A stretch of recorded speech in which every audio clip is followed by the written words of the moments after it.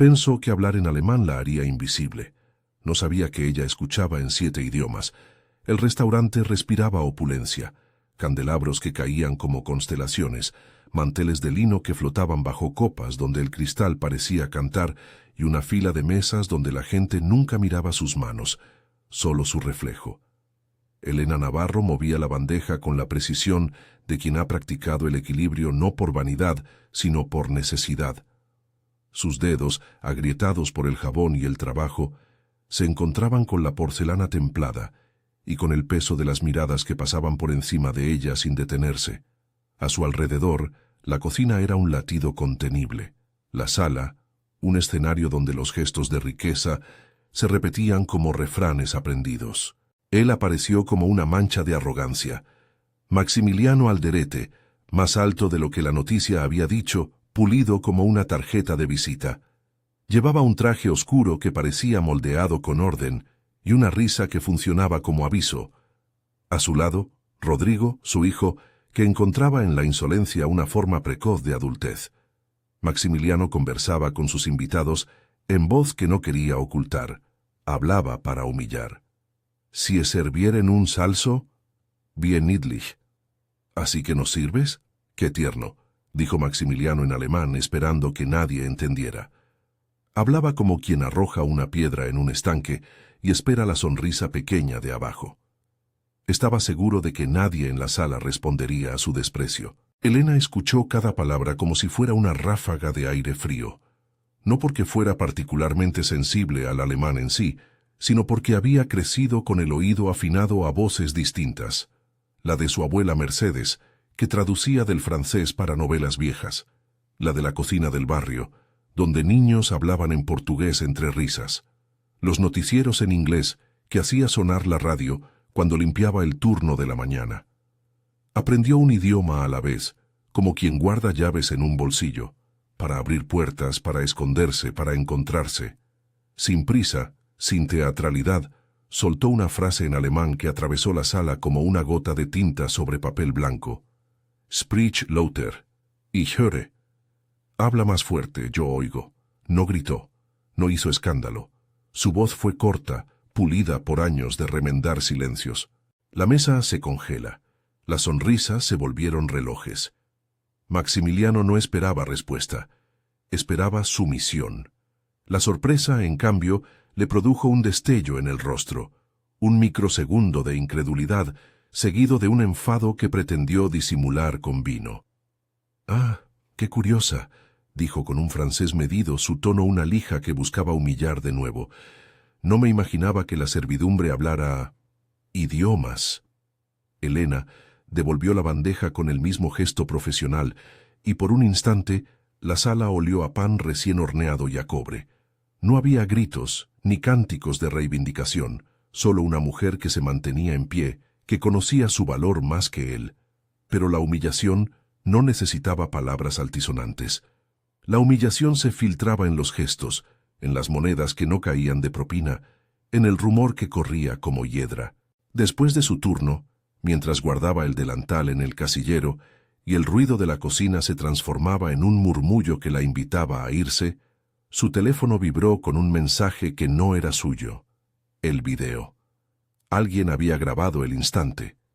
En la pantalla, la frase de Maximiliano en alemán pululaba con subtítulos burlescos que lo presentaban como maestro de la ironía. El clip duraba pocos segundos. El alcance ninguno sabía aún, pero en la esquina del archivo ya brillaba la posibilidad de la viralidad. No buscó la fama. Buscó una explicación para el sabor amargo en su boca. En el colectivo recordaba la sala fría del Hospital San Vicente, donde Mercedes esperaba en un sillón que conocía el índice de las manchas y el calendario de las medicinas.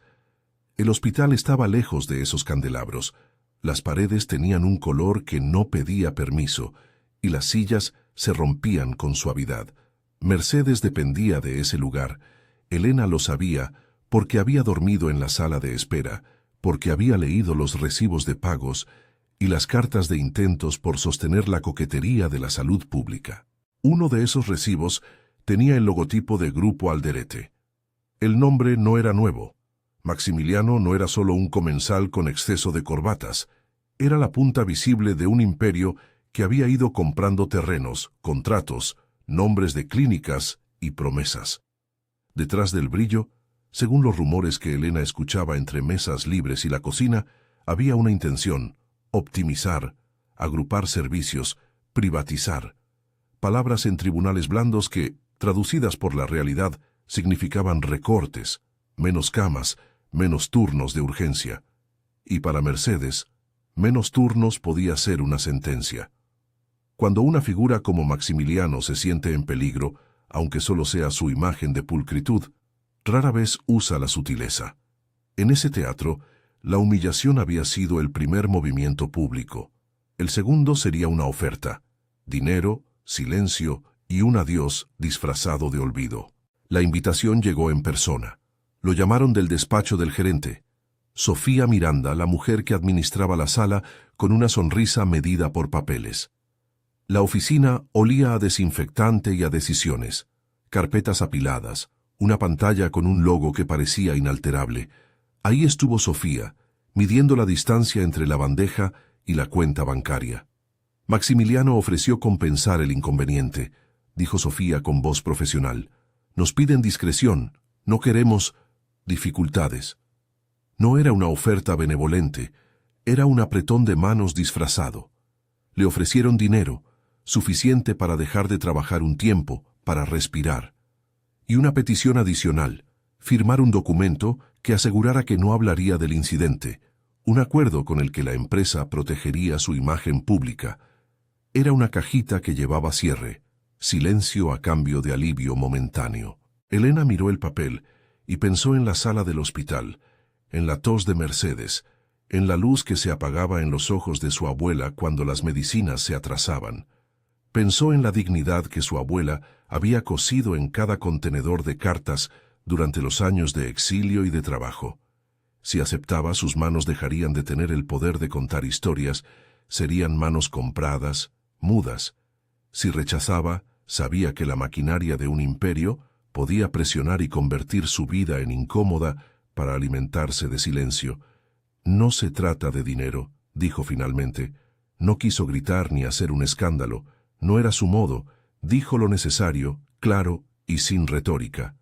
No puedo vender lo que necesitamos en San Vicente. La palabra nosotros se le escapó como red.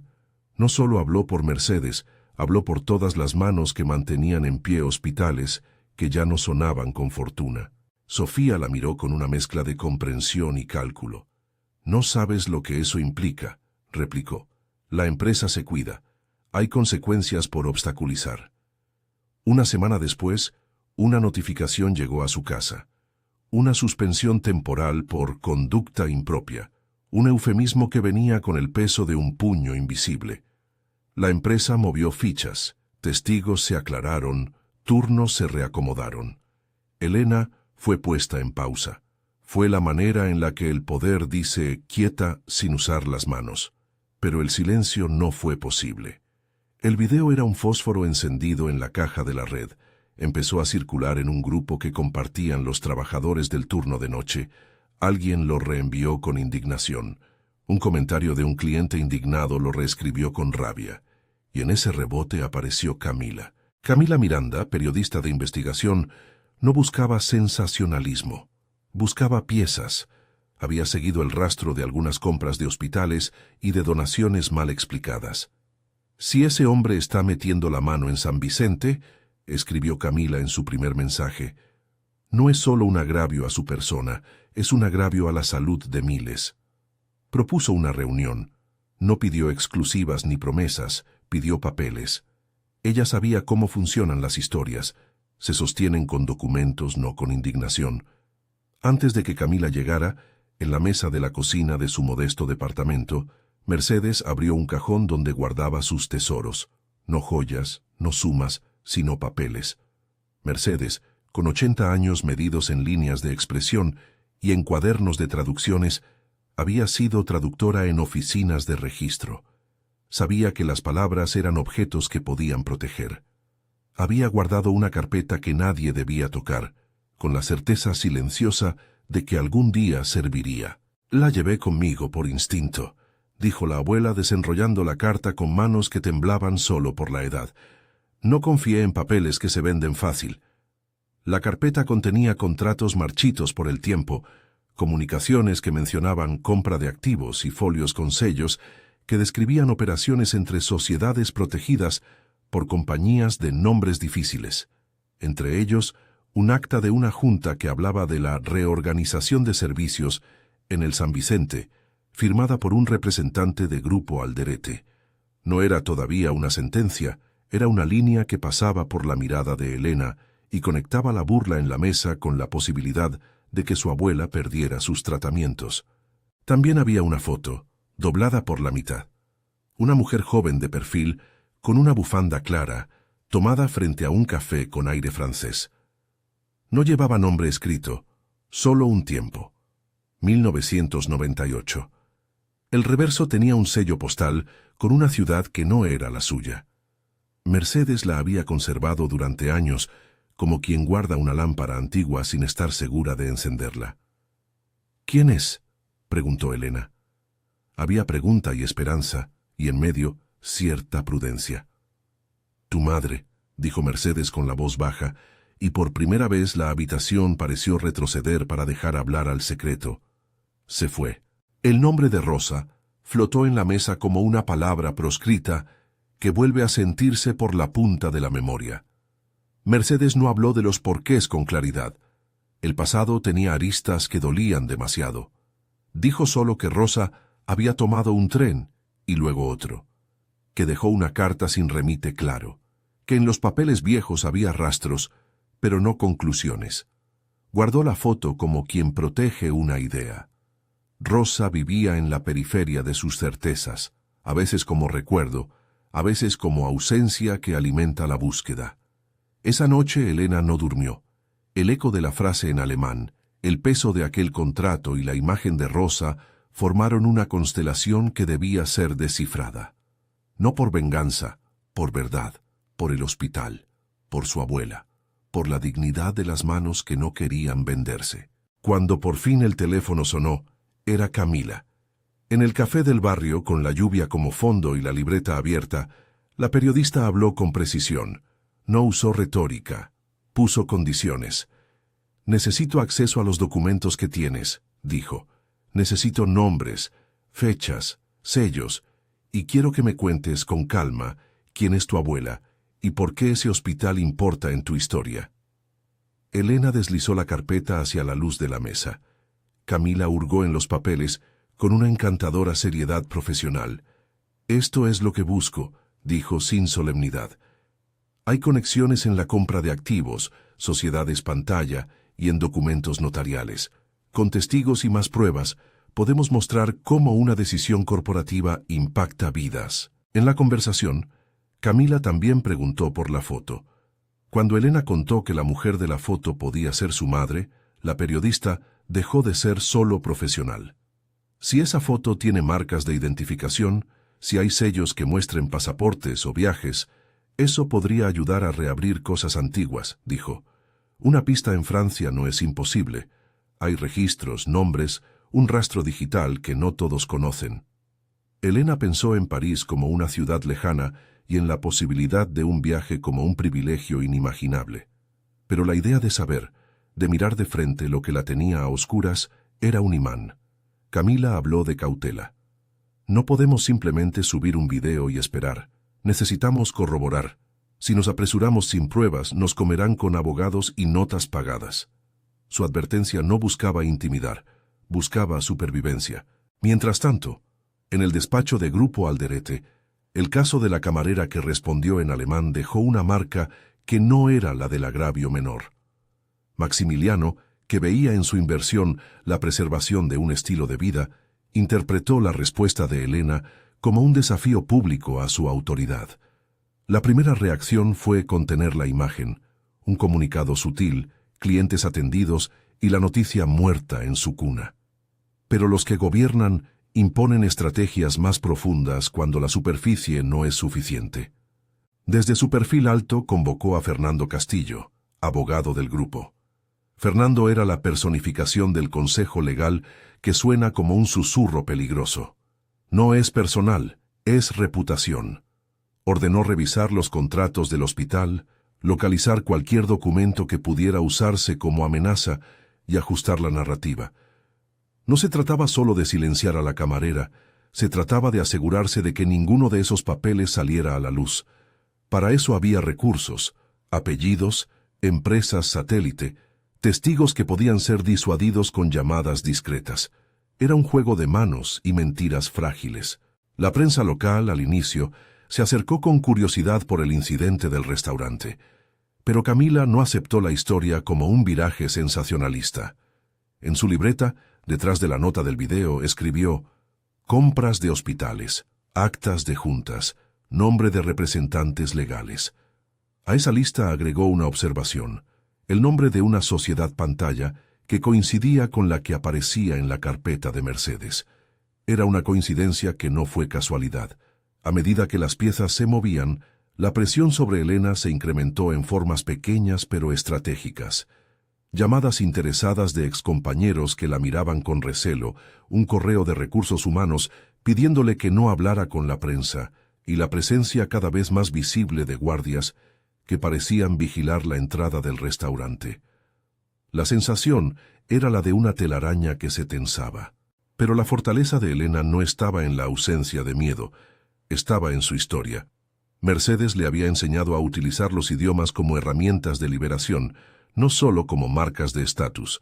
Elena podía leer contratos en inglés y francés, podía descifrar notas en italiano y portugués por su trabajo en la cocina internacional del barrio, y sabía reconocer sellos y fechas en mandarín por una vecina que regenteaba una mercería y hablaba del mundo a través de sus etiquetas.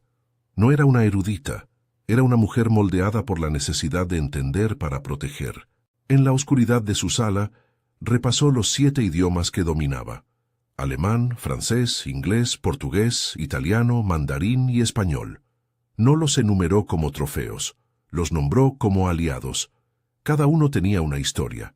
El alemán, aprendizaje lento con un compañero de turnos que llegó de Alemania. El francés, herencia de su madre Rosa y de aquellas cartas que a veces Mercedes abría con nostalgia. El inglés, por los reportajes que la abuela dejaba encendidos. El portugués, de los vecinos cocineros. El italiano, de las recetas que hacían reír al vecindario. El mandarín, de los mercados y de una mujer mayor que enseñó signos y sonidos a cambio de compañía. Y el español, la lengua que llevaba la rabia y la ternura de su hogar. Saber era una forma de guardarse, hablar era una forma de no dejarse pisar. El primer gesto público de respuesta a la burla quedó en el restaurante. La frase en alemán que había callado mucho más que palabras. Pero lo que vino después fue una respuesta silenciosa y estratégica. No sería comprada. No callaría su verdad si podía conectar las piezas. Esa decisión la puso en un lugar expuesto. La noche en que recibió la notificación de suspensión, alguien le dejó un sobre en el buzón del edificio, un sobre sin remitente. Dentro, una tarjeta con una frase breve: cometiste un error esta noche. No era amenaza abierta, era la voz del poder que recuerda su capacidad de procurar consecuencias. Elena supo que la amenaza no era solo para ella. La presión estaba diseñada para que las manos que sostenían la vida del hospital se soltasen por miedo. En la pared de su cocina, una tiza dejó su recuerdo. Había una lista de números, un nombre anotado con prisa, Camila, y una dirección de correo escrita por Mercedes con letra temblorosa. La carpeta de Mercedes ya no era solo papeles, era una palanca.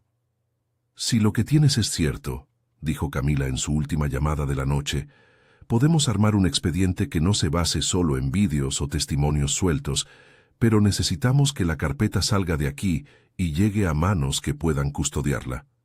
¿A quién?, preguntó Elena. Un abogado independiente que conozco, respondió Camila. Y yo, no será instantáneo. No veneres la fantasía de que todo caerá mañana, pero hay posibilidades. Hay intereses financieros detrás de compra y de recorte que si se prueban son notas difíciles de tapar.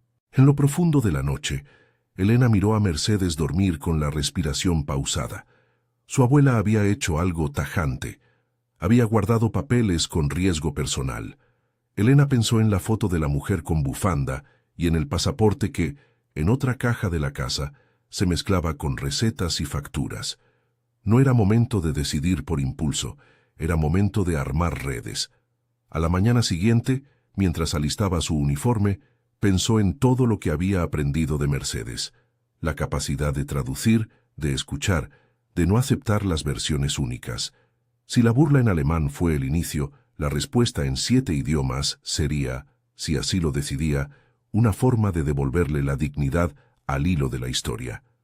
No a través de insultos, sino con hechos. En la plaza, frente al restaurante, Maximiliano habló por teléfono con Fernando.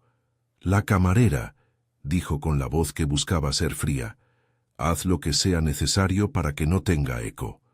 No dijo silenciar, porque las palabras grandes se ensuciaban con demasiada facilidad. Usó términos jurídicos, programas de reputación y el argumento que tanto habían practicado: proteger la red de servicios. Para él, el golpe no había sido solo una réplica en alemán, había sido un desafío público a su mando. Elena cruzó la plaza sin mirar la banca donde él estaba sentado más tarde, con un periódico abierto que fingía leer. No era un momento para confrontaciones impulsivas. Tenía la carpeta andante, el apoyo precario de Camila y la firmeza de Mercedes. Sabía que los pasos siguientes requerirían paciencia, pruebas y la capacidad de convocar aliados. El primer bloque de una historia había terminado. La humillación, la respuesta corta en alemán, la oferta de silencio, la suspensión y la carpeta que iluminaba una línea posible entre la burla en la mesa y una política de recorte en un hospital. Elena no había alcanzado aún sus cartas maestras, no había puesto en juego la evidencia más contundente, pero había encendido algo que no se apagaría con un sobre anónimo. Una mujer que sabe 7 idiomas ha aprendido, también, a leer entre líneas y a esperar el momento exacto para hablar. Si esta historia te está llamando la atención, quédate conmigo para descubrir cómo una sola palabra en la mesa cambió el destino de muchas vidas. Después de la conversación con Camila, la agenda de Elena cambió de tonos. Ya no eran solo turnos y propinas. Era ver quién podía guardar la carpeta en un lugar seguro, cómo resguardar las fotografías, cómo verificar firmas y sellos en actas que a simple vista parecían polvo. Camila propuso solicitar cotejos, habló de notarios y de pedir órdenes de acceso a registros públicos. Elena escuchó y aprendió. Cada paso estaba medido. La prensa no se llama sin protección, las denuncias no se presentan sin respaldo, y las pruebas no se confían al azar. En la cocina del barrio, Augusto Peralta, el chef que había dado trabajo a Elena en sus primeros años, le ofreció algo que no tenía precio: discreción y un lugar en el que dejar una copia de la carpeta. Augusto conocía el barrio y la lealtad como recetas antiguas. Su cocina era un refugio con cerradura. «No importa lo que venga», dijo, con la voz de quien ha visto patronos y ha visto revoluciones pequeñas. «Aquí podemos guardar papeles. Con jefes así, la gente necesita red». Mercedes, por su parte, era una caja de memoria. Su gesto de entregar la carpeta no fue impulsivo, fue la decisión de quien entiende que los papeles no son mero papel, son voces preservadas. «Rosa se fue con una maleta y lo justo», dijo Mercedes una tarde, la sábana de su mano temblando por instinto. «Yo traduje, guardé, copié. No sabía si serviría, pero supe una cosa: si alguna vez alguien intentó borrar, habría formas de encontrar». Sus ojos se humedecieron, no por arrepentimiento, sino por una resignación llena de valor. Elena comenzó a enumerar los pasos a seguir con la frialdad de quien arma un rompecabezas sentimental. Hablar con Camila, asegurar la carpeta en la cocina de Augusto, solicitar copias certificadas, chequear la autenticidad de sellos y firmas, pensar en testigos que pudieran comparecer. No había alardes de justicia instantánea, había métodos. Elena, cuidado con los nombres, Elena. Había aprendido a no acelerar el tiempo de las cosas cuando la paciencia es el único aliado seguro. Pero la maquinaria de los Alderete no duerme. Fernando, el abogado, no tardó en hacer su movimiento. Una carta formal, citando normas internas, solicitando la devolución de cualquier material confidencial que perteneciera a la empresa. No especificó nada concreto. Usó la voz del orden y del posible conflicto. Era una forma elegante de advertencia. Hay pasos que pueden amedrentar. La carta, entregada por mensajería, llegó a la casa de Elena con la frialdad del estatuto. Al mismo tiempo, pequeños rumores empezaron a aparecer. Que Elena era una trabajadora problemática, que el restaurante había tenido quejas sobre su actitud. Historias pequeñas, como semillas. Fue la manera en la que alguien cercano al poder intentaba construir una narrativa alternativa. La prensa de barrio, que siempre espera el drama, empezó a preguntar. Elena y Camila se sentaron en la mesa de la cocina y planearon la respuesta. No se trataba de victimismo, se trataba de estrategia. Si nos lanzamos sin pruebas, advirtió Camila, ellos tendrán motos legales y saben cómo desgastar. Hay que mostrar el vínculo, las actas que mencionan la reestructuración, el representante de la Junta confirma, y testigos que confirmen que las decisiones de compra impactan al hospital. Hablaron de peritos, de notarios y de una cadena de custodia que debía ser inquebrantable. En la carpeta de Mercedes, entre hojas con sellos y números, apareció una anotación lateral, un nombre que parecía pertenecer a una fundación que, según algunos folletos viejos, había donado a una campaña de modernización en San Vicente. Ese nombre, en la mañana, coincidió con la sociedad pantalla que Camila había rastreado en la base de datos de su red de contactos. Dos pistas que, juntas, comenzaban a formar una línea que no podría ser borrada con facilidad. La tensión subió. El restaurante, que antes solo era el paisaje de las humillaciones, se convirtió en escenario de vigilancia. Un día, cuando Elena regresó a buscar ropa que había dejado, encontró el casillero forzado. Sin pruebas palpables de un robo, alguien había querido enviar el mensaje: «Cuidado, no estamos jugando». No hubo violencia física, hubo intenciones claras. Elena se apoyó en la puerta, con la carpeta a su lado, y sintió el peso de la decisión que había tomado. «Si te callas ahora», le dijo Mercedes, con la serenidad de quien sabe que la vida pesa, «imagina que guardas todo y te vas. ¿Quién pelea por otros entonces?». La pregunta no buscaba respuesta inmediata. Era una consigna que pesaba como una lealtad. En la clandestinidad de la madrugada, Camila envió un mensaje con nombres.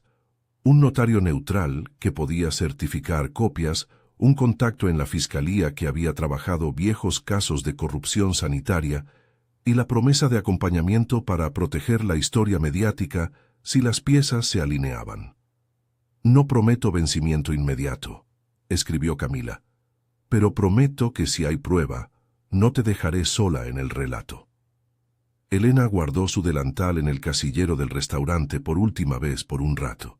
No huyó, no se dejó comprar. Las decisiones la habían puesto en la mira, y ser el objetivo le ofrecía también una claridad nueva. No era la persona más débil de la mesa. Era una pieza incómoda en un tablero de poder. Esa noche, mientras las luces del restaurante se iban apagando y la ciudad suspiraba entre taxis y faroles, Elena se sentó en el sillón donde Mercedes solía leer. Entre la carpeta y la foto doblada, acostumbró su nuevo plan en silencio. No era una venganza contra Maximiliano por una frase dicha con desprecio, era una contienda por el derecho a que su abuela tuviera atención médica, por el hospital que daba abrigo a muchos como Mercedes. No se trataba de destruir a un hombre por su orgullo, se trataba de impedir que su orgullo extinguiera a otros. La primera parte de la batalla había comenzado con la frase en alemán que nadie esperaba. La siguiente iba a necesitar más: pruebas, aliados y el riesgo medido de encarar a quien tenía recursos para comprar silencios. Elena comprendió, por primera vez con nitidez, que un idioma no solo sirve para entablar conversación. Puede ser una llave para abrir cajas que alguien pensó cerradas, y que, a veces, la dignidad no se compra, se defiende en la lengua que conocemos. La decisión de no vender el silencio la había colocado en el centro de una calma cargada. No era que el peligro fuera nuevo, era que ahora estaba iluminado y era visible. Elena aprendió pronto que la visibilidad abría puertas, podían entrar aliados o depredadores. En su caso entraron ambos, pero no al mismo tiempo. Los primeros pasos prácticos después de aquella noche fueron metódicos. Camila organizó citas con un notario independiente, envió solicitudes para certificación de las copias y con la prudencia de quien había visto historias torcerse por la impaciencia, pidió a Elena un inventario detallado de las hojas que la abuela había guardado. Augusto abrió la cocina una madrugada y con el sonar de las ollas como ruido de fondo sellaron la carpeta en 2 sobres numerados. Una copia quedó en la cocina de Augusto, otra en manos de un notario que aceptó con cierta gravedad ser custodia provisional. Camila pidió además que se hiciera una copia digital bajo sello, almacenada en una cuenta segura y con acceso restringido. La tecnología, dijo, era otra forma de cadena de custodia. Sofía Miranda, desde su escritorio en el restaurante, seguía siendo un enigma. A ratos mostraba empatía, pequeñas palabras de preocupación, un mensaje que deseaba que todo pase pronto. A ratos era la voz de la empresa, cortesía y amenazas veladas. Su papel quedó en el borde, aliada por conveniencia o por estrategia. Elena, con la experiencia que da la cautela, la mantuvo en la distancia suficiente como para no exponer la carpeta. Mientras tanto, en los pasillos de los Alderete se tejía otra respuesta. Fernando Castillo, con su voz templada y su economía de gestos, no se contentó con enviar cartas. El despacho recibió instrucciones de posicionar la narrativa. La empleada había reaccionado de manera intemperante. El video era una provocación, y la compañía preservaría su imagen. Fue un movimiento esperado. Las grandes estructuras no permiten que un incidente quede sin respuesta.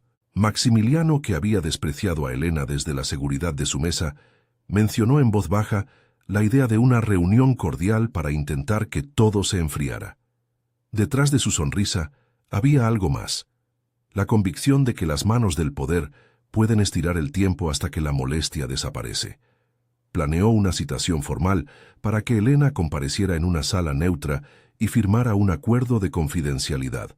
Su plan tenía doble filo: buscar el silencio, y si la joven se negaba, presentar cargos por posesión indebida de documentación sensible o por perturbación de la paz empresarial.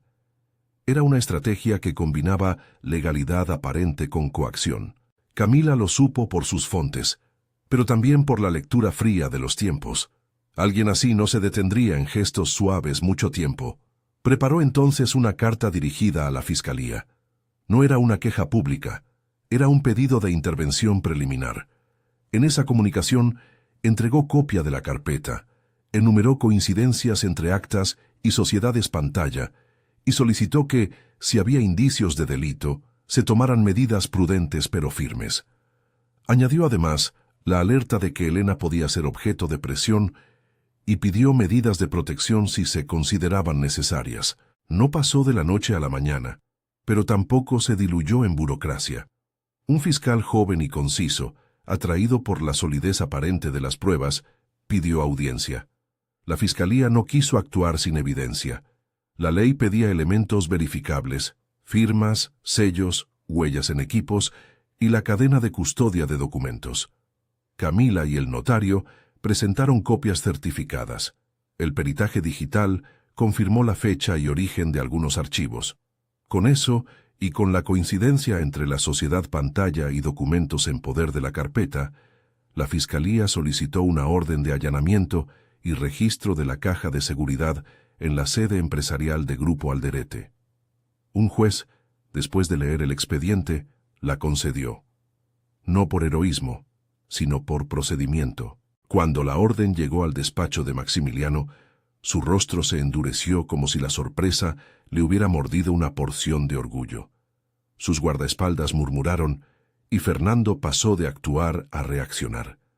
Llamó a contactos, intentó negociar la devolución voluntaria de material, tanteó la posibilidad de un acuerdo confidencial. Fue un gesto desesperado. En la sala de la fiscalía, el joven fiscal no se dejó impresionar por llamadas o promesas. Había papeles, había antecedentes. La decisión procedió. El operativo se planificó con manos profesionales. Fiscales, policías de delitos económicos, peritos en documentos y un equipo de prensa estratégica a la espera de la decisión judicial. La intención no era humillar públicamente, era preservar pruebas y proteger a quienes podían testificar. Camila pidió, con voz firme, que Elena no fuera puesta al frente en la exhibición mediática para evitar que la usaran como chivo expiatorio. Ella es una testigo clave, dijo, no un instrumento. El día del allanamiento, la sede de Grupo Alderete se mostró impecable. Los suelos relucían como espejos y el aire olía a madera nueva. Guardias intentaron primero bloquear la entrada con la formalidad del poder. Luego los oficiales presentaron la orden y comenzaron a actuar. Cuando solicitaron apertura de la caja fuerte, el gerente financiero, con la cara más blanca que su traje, cooperó a regañadientes. En el despacho, la temperatura subió con la tensión de los papeles que podían desempolvar secretos. La caja de seguridad no era enorme. Tenía recovecos íntimos, sobres con membretes, una foto doblada y en el fondo un estuche con sellos. Entre esos objetos apareció algo que dejó a todos sin palabras. Un pasaporte con foto diferente y con nombre distinto, pero con sellos de entrada en Francia y un sello consular. Junto al pasaporte, una carta escrita a mano, con la caligrafía de quien no olvida ni la prudencia ni el afecto. La carta estaba dirigida a Mercedes y explicaba con palabras que intentaban no herir por qué la autora se había alejado. Hablaba de miedo, de decisiones tomadas para proteger a quien quedaba y de la imposibilidad de volver sin riesgo.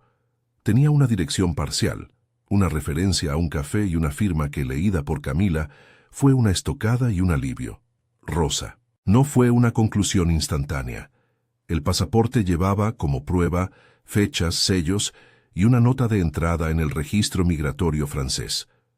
Los peritos corroboraron la validez del documento y la correspondencia con la imagen de la foto vieja en la carpeta de Mercedes.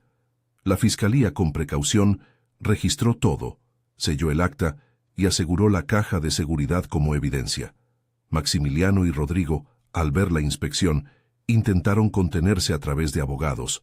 Luego, cuando la fiscalía encontró señales de maniobras financieras para ocultar movimientos y un intento por coaccionar testigos, la situación dio un vuelco.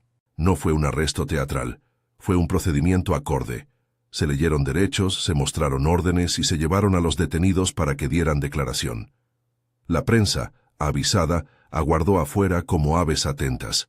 Camila no celebró en público. Sabía que esto solo habría una fase más compleja: investigación, peritaje contable y judicialización. Tampoco Elena se sintió triunfadora.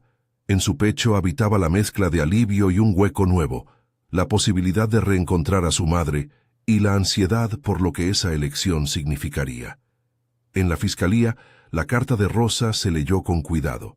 Decía: «Si estás leyendo esto, espero que sea para protegerte. No fue huida por cobardía, fue por protección».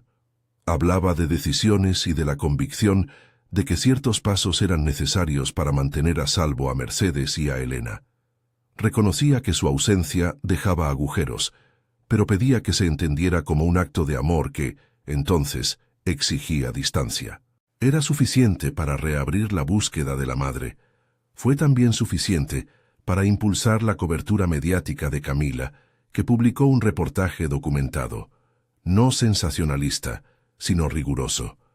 En su pieza aparecían papeles, nombres de sociedades, testimonios de exdirectores y la foto del pasaporte. El reportaje no clamó victoria, pidió investigación. Lo más importante fue que dejó claro el vínculo, un plan empresarial que afectaba a San Vicente y documentos que lo apuntaban. La sociedad empezó a mirar. En paralelo, tras el operativo, la Fiscalía solicitó medidas cautelares sobre algunos activos sospechosos y pidió peritajes contables.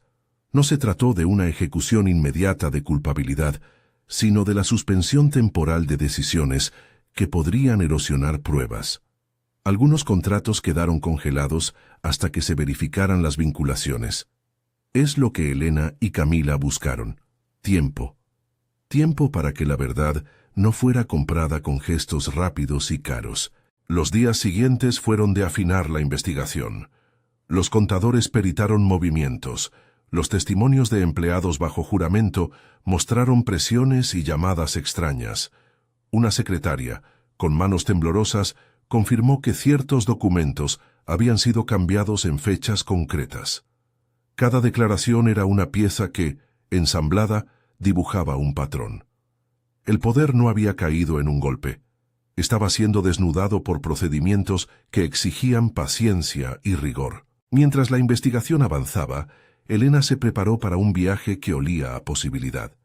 Camila, con contactos en Francia, rastreó el rastro del nombre que aparecía en el pasaporte. No era simple. Los nombres de quienes buscan comenzar de nuevo suelen venir con alias.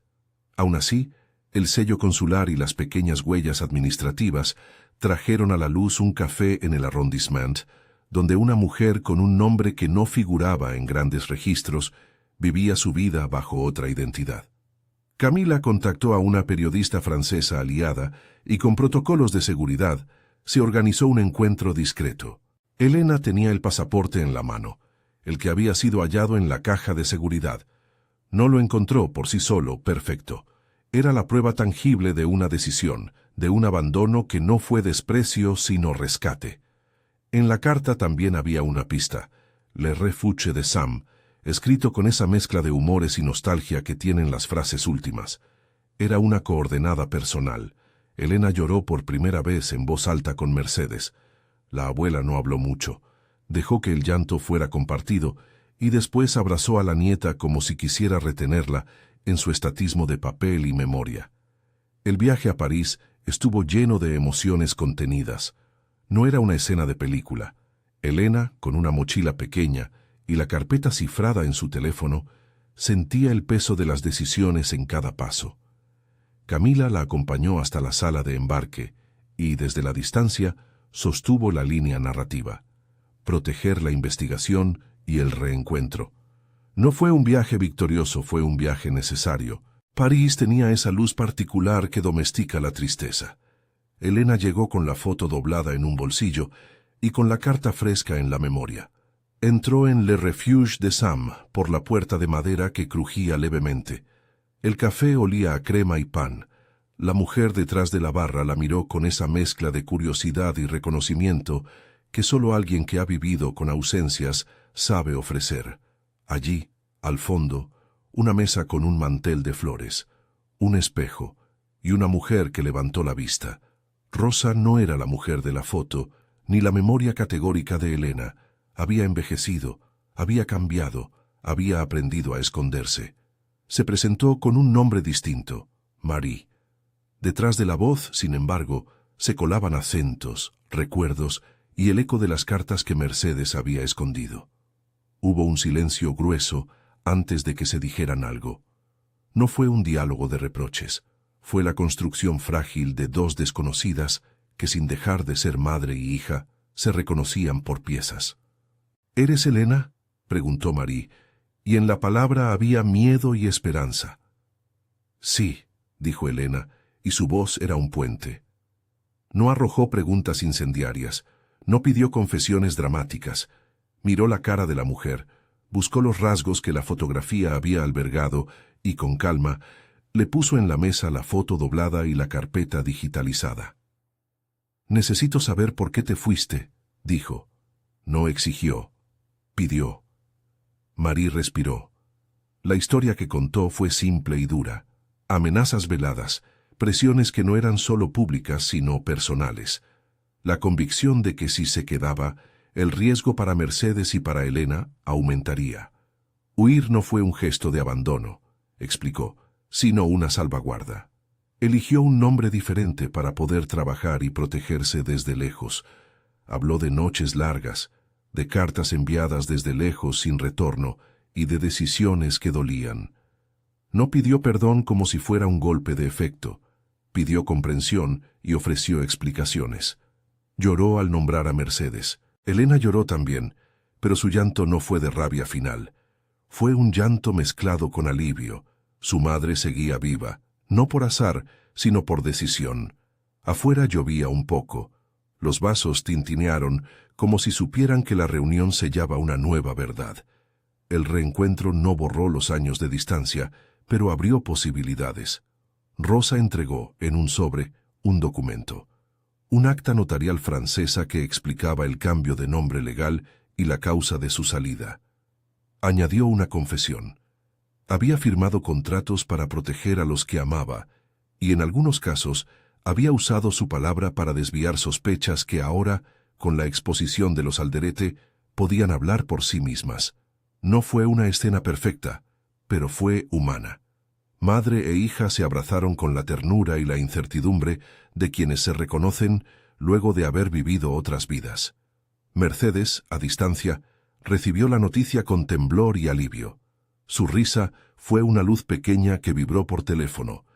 La familia a su manera se recomponía. El regreso a la ciudad no significó el final del proceso judicial. La fiscalía avanzó con pruebas, peritos contables y testigos. El caso mostró cómo decisiones corporativas, disfrazadas de eficiencia, podían verse como abuso cuando erosionaban servicios esenciales. Documentos encontrados en la caja, declaraciones de empleados y registros contables marcaron el inicio de un proceso judicial complejo. Hubo comparecencias, embargos de cuentas y una presión mediática que no desapareció. Las redes no decidieron la verdad, ayudaron a sostener la visibilidad del proceso. La justicia, lenta y metódica, siguió su curso. Mientras tanto, en la ciudad, la comunidad del Hospital San Vicente no se quedó quieta. Activistas, usuarios, médicos y enfermeros formaron comités de defensa. Camila dio voz a esos esfuerzos en sus piezas y convocó a la solidaridad. Demandas ciudadanas, peticiones y la visibilidad pública generaron un clima donde la intención de privatizar servicios encontró más resistencia social y política. Un grupo de legisladores, presionado por la opinión pública y por pruebas que explicaban el impacto social, solicitó revisiones administrativas y pidió a los organismos reguladores que analizaran los contratos. No fue un mensaje inmediato de victoria, fue una reacción institucional. El proceso sigue y sigue con audiencias y peritajes, pero para San Vicente esos pasos significaron aire. En medio de esa lucha colectiva, Elena no regresó a sus turnos normales. Había quedado libre de la suspensión, pero su rol cambió. Ella y Mercedes recibieron ayudas que la ciudad organizó, voluntarios que llevaron comida, estudiantes que ofrecieron apoyo en casa, y una campaña pequeña que recaudó fondos vía donaciones privadas para cubrir medicinas y consultas. No todo se resolvía con dinero, mucho se resolvía con redes, y Elena, con la fuerza que da el dolor transformado en propósito, encontró una idea que la atravesó por completo: fundar una escuela de idiomas gratuita con el nombre de su madre y de su abuela como un acto simbólico de resguardo. El proyecto nació en la cocina de Augusto. Las ollas eran testigos y los platos dejaron de ser solo alimento, se convirtieron en excusa para hablar del barrio. Si el idioma te salvó una vez, dijo Augusto, puede salvar a otros. Elena imaginó un espacio donde traductores voluntarios, jóvenes del barrio y adultos mayores enseñaran las lenguas que ella había aprendido. No sería solo gramática, sería un taller de empoderamiento. Aprender a leer un contrato en inglés o a comprender una carta en francés podía ser, en ciertas vidas, la diferencia entre vender el silencio o preservar la dignidad. La escuela no surgió de la nada. Hubo reuniones con ONGs, donaciones pequeñas y la cooperación de la clínica que permitió usar un salón los fines de semana. Mercedes, con la lentitud propia de los años, comenzó a dictar clases de traducción básica a un grupo reducido. Mujeres mayores que querían leer sus cartas, jóvenes que querían mejorar su entrevista de trabajo. Era una reconstrucción humilde y potente. En paralelo, la fiscalía continuó. Los procesos judiciales tardaron meses. Hubo audiencias públicas donde expertos explicaron maniobras contables, donde abogados de los Alderete defendieron estrategias empresariales y donde Camila y otros periodistas sostuvieron la pregunta ética: ¿cómo transformar un servicio esencial en activo financiero sin que la comunidad pague el costo? El tema era complejo y no se cerró con un titular. Hubo acuerdos que quedaron pendientes y cargos que se discutieron con la dureza de la ley. Maximiliano y Rodrigo enfrentaron acusaciones formales por coacción, tentativa de fraude y manipulación documental. Su defensa argumentó errores de administración y fallas de procedimiento. La justicia, en su lento marchar, fue la que robusteció la narrativa. No todo terminó en la sala de audiencias. La caída del prestigio público de Grupo Alderete tuvo efecto económico. Contrapartes se retiraron de proyectos y algunos inversores pidieron auditorías. No se trató de un exterminio del grupo. Algunos contratos quedaron bajo revisión y algunos proyectos se suspendieron. Para Elena, aquello representó una pequeña reparación pública. La evidencia de que la sombra del poder no era invencible cuando se le señalaba con pruebas. La escuela de idiomas prosperó con el ritmo de la comunidad, clases de conversación en portugués al mediodía, talleres de inglés por las tardes, lecciones de mandarín realizadas por una vecina que había enseñado en un taller comunitario. El material que Elena y Mercedes usaban no era sofisticado, era humano. Había libros donados, cuadernos escritos a mano y conversaciones que fomentaban otra idea de poder, el del saber compartido. Un día en la escuela, Elena organizó una jornada especial. Invitó a antiguos pacientes del San Vicente, a trabajadores de la salud y a vecinos. Hubo una pequeña mesa con pasteles hechos por Augusto y un tablero donde se publicaron fragmentos de documentos que explicaban con claridad por qué proteger el hospital era un asunto de ciudad. Fue un acto simbólico. Se enseñó a la comunidad a leer los contratos básicos, a entender cláusulas comunes y a reconocer cuando una optimización esconde recortes. Fue también una forma de devolverles a quienes alguna vez se sintieron impotentes las herramientas para no serlo. La madre de Elena, ahora Marie, volvió algunas veces para colaborar discretamente. No buscó protagonismo público, prefería dar clases en lugares pequeños y contribuir con su experiencia. Hubo tensión, claro, no todas las palabras se dijeron, pero el lazo, reconstruido con paciencia, se fue tensando en otra dirección, la del cuidado y la del reconocimiento. Mercedes, al verlas juntas, sonreía con esa mezcla de orgullo y algo que parecía alivio. Con el paso del tiempo, la comunidad comenzó a ver la escuela como un símbolo, una respuesta práctica al abuso. No era un remedio para la injusticia estructural, pero era una acción que fortalecía a las personas. El hospital, por su lado, consiguió medidas temporales de protección ante el reclamo ciudadano y la vigilancia administrativa. Las amenazas de recorte no se disiparon por arte de magia, pero quedaron en un terreno donde la controversia pública y la supervisión técnica hicieron que las decisiones no fueran fáciles para quienes tenían intereses de lucro. En lo personal, Elena aprendió a respirar en medio de la presión. Su orgullo no se extinguió. Se transformó en una calma provocada por el saber que hablar en 7 idiomas había sido su llave inicial, pero que la llave mayor era la capacidad de convocar a otros. Ya no era solo la mujer que contestó en alemán, era la que, con cada curso, devolvía herramientas a los demás. Hubo un episodio que quedó en la memoria colectiva del barrio, una audiencia pública donde Elena, por primera vez en el estrado, habló en voz clara y pausada. No hizo acusaciones melodramáticas, hizo algo más potente.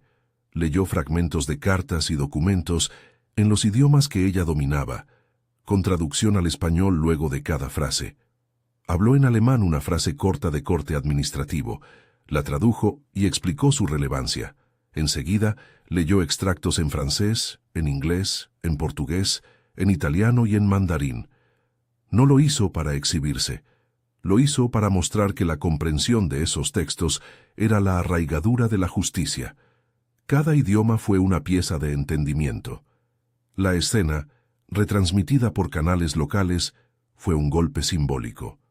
La mujer que había sido objeto de burla se convirtió en puente entre las lenguas de poder y las voces que debían ser escuchadas. La enumeración de los 7 idiomas no fue un trofeo, fue una reivindicación. Alemán, francés, inglés, portugués, italiano, mandarín y español. En cada lectura, Elena explicó por qué ese idioma había sido su aliado. Algunos por la herencia, otros por el barrio, otros por la necesidad. Eso conectó con la trama central, la lengua como herramienta de identidad y defensa. El proceso legal siguió su curso con apelaciones, peritajes adicionales y días en tribunales. No fue una victoria rápida ni absoluta. Hubo acuerdos parciales y sanciones administrativas. Hubo también la condena pública que supuso una pérdida de imagen y, en ciertos espacios, consecuencias económicas. Para muchos, eso fue suficiente para entender que la impunidad puede ser cuestionada. Para Elena, la justicia tomó un carácter colectivo, no solo proteger a su abuela, sino a aquellos que, como Mercedes, no siempre encuentran voz. La escuela, a su vez, se convirtió en un lugar de memoria.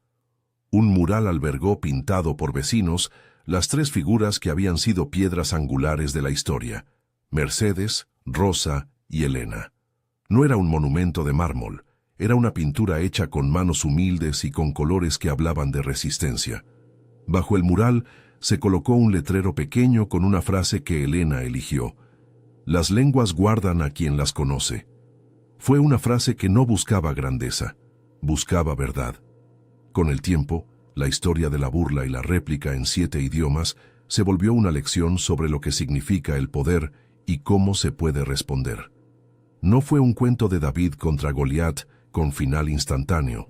Fue la combinación de documentos, redes y persistencia lo que movió el destino.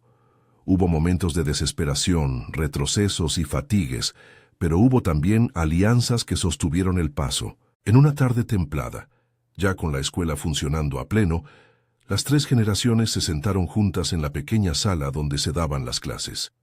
Mercedes trajo té y galletas.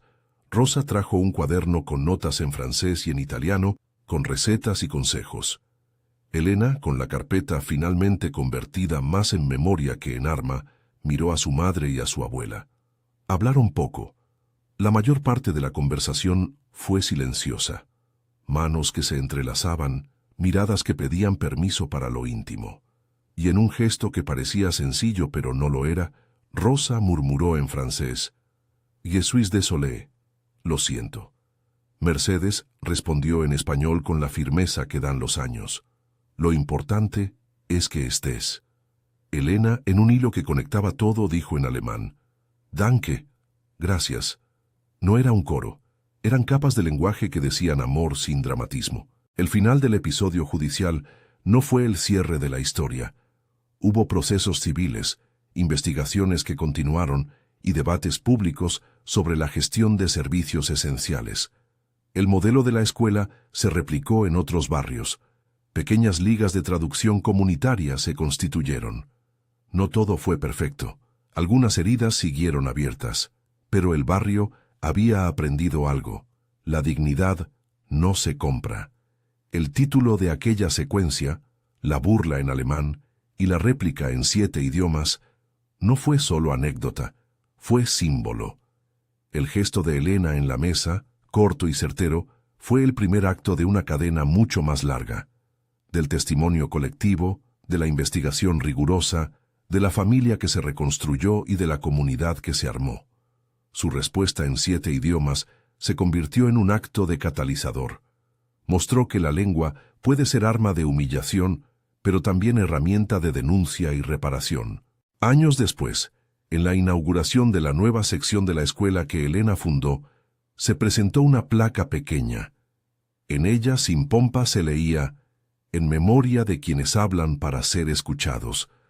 Mercedes, con su bastón ahora más usado, estaba en primera fila. Rosa, que ya no usaba más nombres prestados, sonreía con una calma que parecía lavada por el tiempo.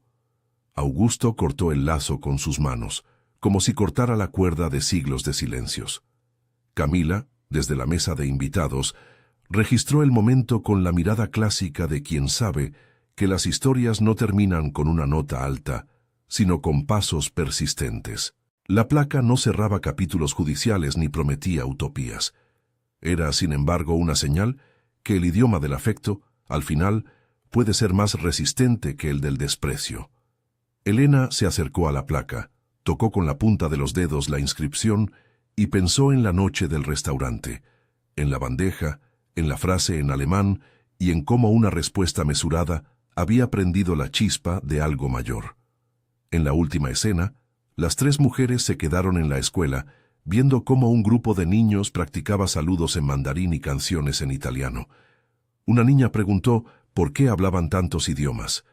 Elena sonrió y contestó, en español, con la calma de quien ha aprendido a cuidar la verdad.